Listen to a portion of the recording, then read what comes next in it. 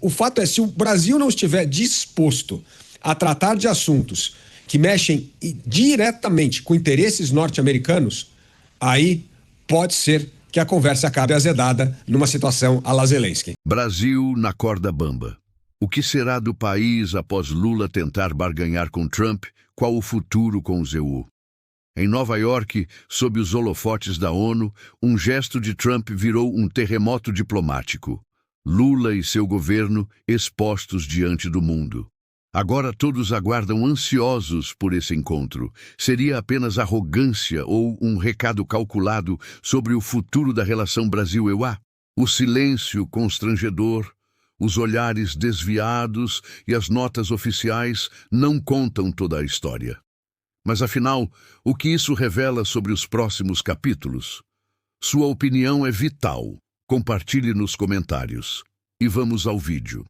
Apesar de ser muito comemorado pelo governo, o discurso de Donald Trump na Assembleia Geral da ONU colocou o Planalto e o Brasil em uma saia justa. Ao citar nominalmente o país, o presidente dos Estados Unidos afirmou perante nações do mundo inteiro que o país enfrenta tarifas pesadas em razão dos esforços do Planalto e do Judiciário para interferir nos direitos e nas liberdades dos cidadãos, principalmente americanos, com censura, repressão, armamento, corrupção judicial e perseguição de críticos políticos. Trump também disse que o Brasil está indo mal e fracassará se não trabalhar junto com a América. Já em sua fala sobre Lula, o presidente dos Estados Unidos avisou que pode se reunir com o Planalto na próxima semana, esvaziando as críticas feitas pelo chefe do executivo no seu discurso, antes de Trump, jogando a responsabilidade sobre o tarifaço ao Planalto, que teme se tratar de uma armadilha em eventual encontro presencial, a exemplo do que aconteceu com Volodymyr Zelensky e o presidente da África do Sul, e aparentar não dar a devida atenção ao assunto, e ao próprio Trump, com um encontro remoto. Vamos chamar os nossos comentaristas, vamos ao Rio de Janeiro. O Roberto Mota vai trazer suas análises e impressões sobre as falas de Donald Trump. Assembleia Geral da ONU em destaque. Mota, seja bem-vindo. Ótima noite a você. O que foi dito, as repercussões, as projeções para consequências, né? Enfim, o que achou das falas de Donald Trump e as menções ao Brasil, Mota? Mais um dia emocionante, Caniato. Mais um dia cheio de acontecimentos que nem sempre são fáceis de serem interpretados. Boa noite para você, boa noite aos meus colegas de bancada, boa noite à nossa audiência. O presidente Donald Trump fez um discurso duro, incisivo, direto, às vezes irônico. Ele declarou que o Brasil não vai ter sucesso se não trabalhar em conjunto com o seu governo. O Brasil está indo mal e continuará mal, disse Trump. Eles só podem ter sucesso se trabalharem conosco. Sem nós, eles fracassarão. Trump disse ainda: o Brasil enfrenta duras tarifas em resposta a esforços sem precedentes para interferir nos direitos e liberdades de nossos cidadãos americanos e de outras pessoas, com censura, repressão, corrupção judicial e perseguição a adversários políticos aqui nos Estados Unidos. E aí ele disse: eu tenho um pequeno problema para dizer isso, porque quando eu estava chegando, eu vi o líder do Brasil, e eu achei curiosa essa expressão, mas foi ele que disse, o líder do Brasil. Ele me viu, nós demos um abraço e concordamos em nos encontrar na próxima semana. E aí começou a confusão. Pois é, chamar os nossos comentaristas que aguardam também sua vez. O Cristiano Beraldo, inclusive, analisou em detalhes, participou do Jornal da Manhã, né, Beraldo? Seja bem-vindo, ótima noite a você. As falas de Donald Trump, as interpretações sobre as sinalizações de uma possível reunião, mas se analisarmos o conteúdo dos discursos do presidente brasileiro e do norte-americano, são conteúdos completamente antagônicos, né, Beraldo? Suas avaliações sobre o que disse Donald Trump. Bem-vindo. Pois é, Caniato, hoje tivemos uma aula de diplomacia. Boa noite a você, ao Mota, ao Dávila, boa noite à audiência que prestigia diariamente os Pingos nos Is. Foi interessante a dinâmica porque o presidente brasileiro fez um discurso carregado com as suas emoções habituais. Afinal de contas, ele entrou ali na ONU suportando os discursos que a ONU vem defendendo em relação à Palestina, em relação a diversas coisas que acontecem no mundo e também uma posição de hostilidade aos Estados Unidos, que vem encontrando eco de nações europeias, enfim, pessoas que estão insatisfeitas, líderes mundiais que estão insatisfeitos com a ação de Donald Trump. Pois bem, só que na sequência da fala do presidente brasileiro, vem Donald Trump, que é um craque da comunicação e que tem se mostrado um craque da diplomacia também. Donald Trump é uma figura que, se falou alguma coisa hoje e amanhã ele acha que foi um equívoco, que não deveria ter falado, ele fala outra coisa completamente diferente, mas ele não pede desculpas pelo que havia dito. A vida simplesmente segue, ele nunca reconhece um erro, ele sempre está movendo adiante. Essa é a atitude de um líder verdadeiro que está guiando os Estados Unidos em um momento de muitas dificuldades e muitos desafios. Essas tarifas, toda essa confusão que muita gente fica apontando o dedo e tal, isso, na verdade, tem a ver com um contexto muito mais amplo, que é o contexto mundial. Pois bem, Donald Trump, na sequência da fala de Lula, que poderia estar torcendo até por algum tipo de reação mais contundente de Donald Trump, Trump vem e dá um nó nessa situação, dizendo que o líder brasileiro é uma figura com quem ele acabou encontrando rapidamente, mas que tiveram uma boa química e que ele propôs ali um encontro, que eles vão se encontrar na semana que vem. E aí fica o líder brasileiro na posição de ou encontrar e aí finalmente colocar na mesa as cartas que o Brasil tem, ou então negar este encontro e aí ficar muito mal para ele, na imagem dele como alguém que não está disposto a abrir diálogo. Enfim, eu acho que hoje foi Donald Trump que saiu por cima desse jogo de xadrez com o líder brasileiro. Pois é, esse ponto destacado pelo Beraldo no final, sobre a possibilidade da reunião, isso requer uma análise aprofundada. Deixa eu só passar para o Dávila, mas no próximo giro a gente vai se atentar justamente à possibilidade dessa reunião e à situação em que o líder brasileiro ficou após essa sinalização, né? Deixa eu só chamar o Dávila. Também está conectado com a gente. Dávila, seja bem-vindo. Ótima noite a você. As falas de Donald Trump, ele que sucedeu o presidente brasileiro no discurso na Assembleia Geral da ONU. Enfim, um longo discurso, apesar da recomendação de 15 minutos, quase uma hora de discurso na sua defesa ali. Tratou de vários pontos, mas sempre praticamente na contramão do que disse o presidente brasileiro, quando a gente olha as pautas separadamente, né, Dávila? O que achou? Quais foram os recados enviados por Donald Trump? Bem-vindo. Boa noite, Caniato, Mota, Beraldo e a nossa querida audiência dos Pingos nos Is. Nós podemos fazer uma análise dupla aqui. Eu queria começar pela atitude de Donald Trump e de Lula. Muito parecida as duas atitudes, no sentido de que ambos utilizam o palco da ONU para defender a sua política externa e não para pensar em termos de como manter a ordem mundial funcionando. Esse é um primeiro sinal claro. No mundo de hoje, o realismo da defesa dos interesses nacionais se sobrepõe a uma visão mais ampla e generosa da importância de se manter uma ordem global funcionando. Tanto Trump como Lula não acreditam mais na ordem mundial. Acreditam na diplomacia ideológica e partidária, que é o caso de Lula, e no caso de Trump, a defesa dos interesses dos Estados Unidos acima do papel que os Estados Unidos sempre tiveram desde o fim da Segunda Guerra Mundial como uma espécie de guardião da ordem internacional. Então, nesse sentido, os dois estão muito afiados, cada um da sua maneira. O segundo ponto importante não é o teor do discurso de Trump, porque o discurso de Trump é mais o que Trump sempre foi, defendendo seus pontos de vista, suas prioridades e suas críticas contumazes a tudo que ele vê como obstáculo para o renascimento dos Estados Unidos, principalmente da sua economia doméstica. Agora, o fato mais importante foi o gesto de Donald Trump com essa sinalização de que teve simpatia em relação ao presidente brasileiro, deu um abraço, teve boa química e ele está disposto a negociar. Esta é a palavra-chave ou gesto-chave que abre espaço para uma ligação do presidente brasileiro ao presidente norte-americano, um contato entre os dois, e que não haverá desaforo ou nenhum tipo de descompostura, como Trump passou em Zelensky ou no presidente da África do Sul. É apenas um sinal de que podem conversar cordialmente e chegar a um entendimento. Então, o gesto foi muito importante. É uma espécie de carta branca que Lula não será confrontado. E isso é importante, porque parte da justificativa do presidente Lula não ter procurado Donald Trump é que ele tinha medo que esse embate ia azedar, ia ter alguma reação intempestiva do presidente dos Estados Unidos, como foi no caso, por exemplo, de Zelensky na Casa Branca. Agora, Caniato, conhecendo Donald Trump, não significa que o aval dado hoje possa valer amanhã.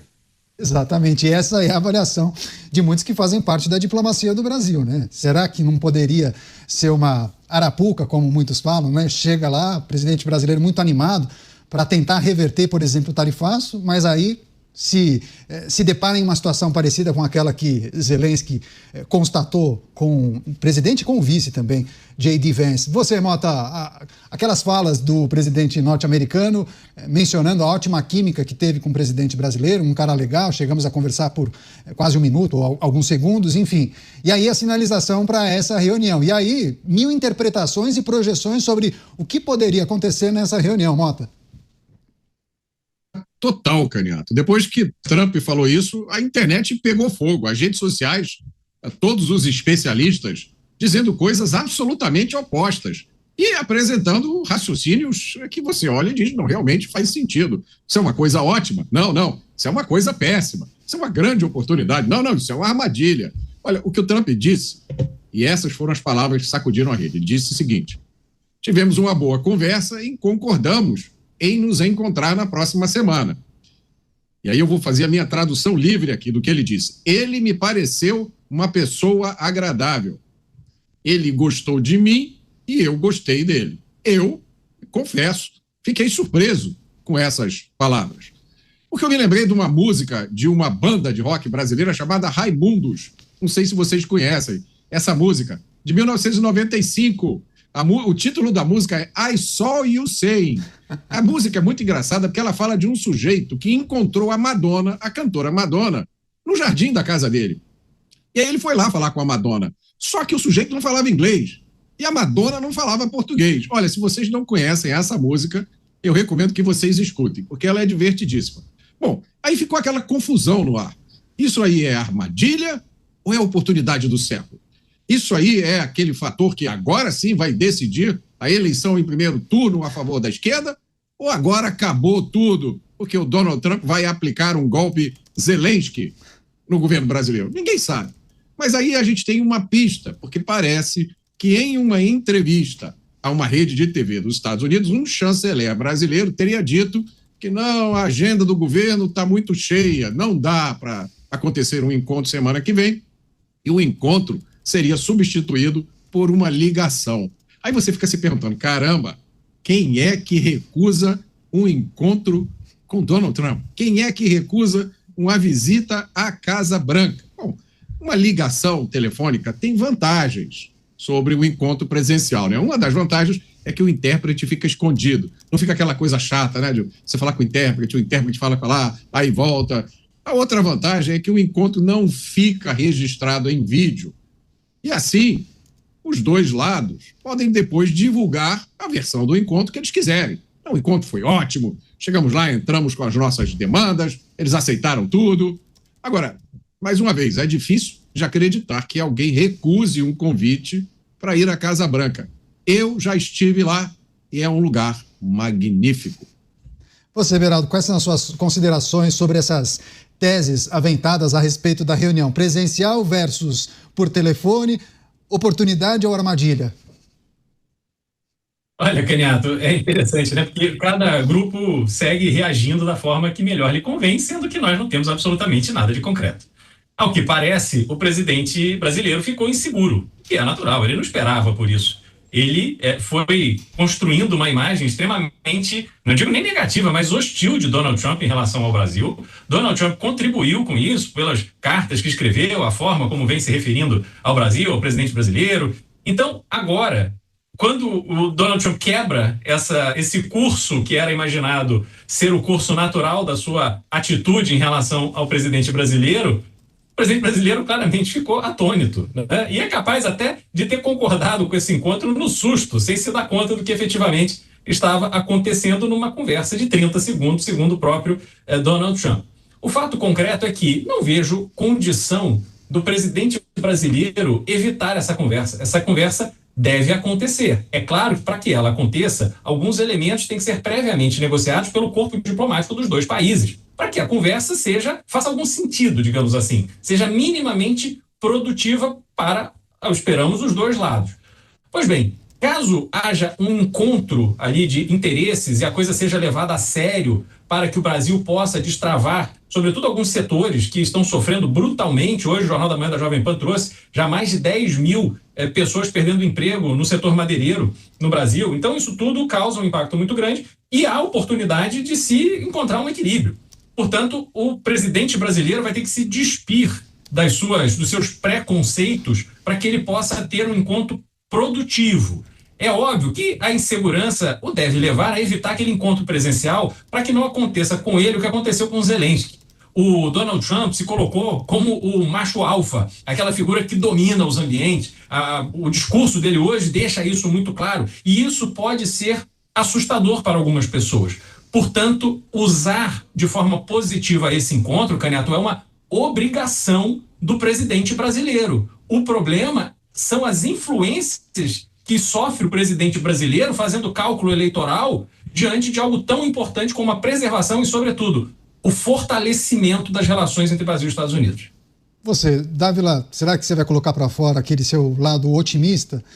Se pensarmos em uma reunião produtiva, ela deve tratar especialmente de quais pautas? Me parece que não dá para esperarmos somente uma reunião que trate das questões econômicas e comerciais, né? Eu acho que veríamos a discussão a respeito de outros temas. E aí, não pode ser justamente uma situação delicada para o presidente brasileiro confrontar o norte-americano? Canhoto, é preciso muita inteligência emocional para lidar com Donald Trump, coisa que o presidente brasileiro não é craque nisso. Por que eu digo isso?